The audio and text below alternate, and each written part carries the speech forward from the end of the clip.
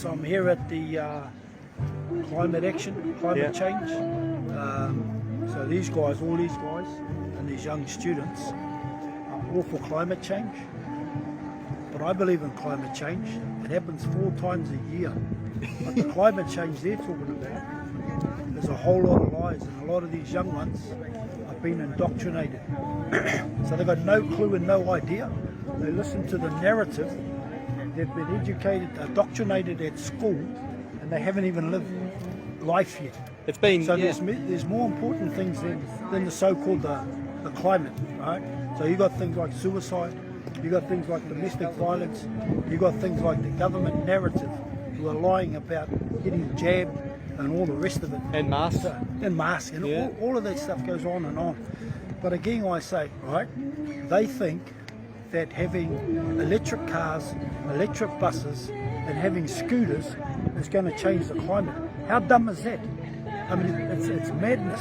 There's no common sense, and most of this meeting here is full of greenies who hug trees, just trying to get across their message, and they're indoctrinating these young ones. And I tell you what, if I got up there on that mic, I would cause an uproar in this meeting here, not just on facts, but on common sense itself.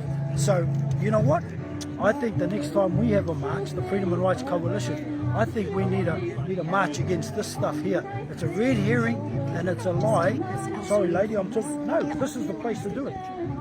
Step aside, lady. This is the place to do it. You ought to teach your kids what's right.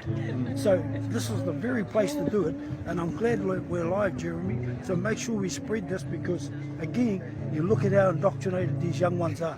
And they're supposed to be the leaders of our. They're supposed to be the. These are the up and coming leaders. They're supposed to be. Yeah. I tell you what, I'll raise my kids completely the opposite, to stand against this BS, against this narrative, to stand up for what's right and stand up for common sense. So spread it around.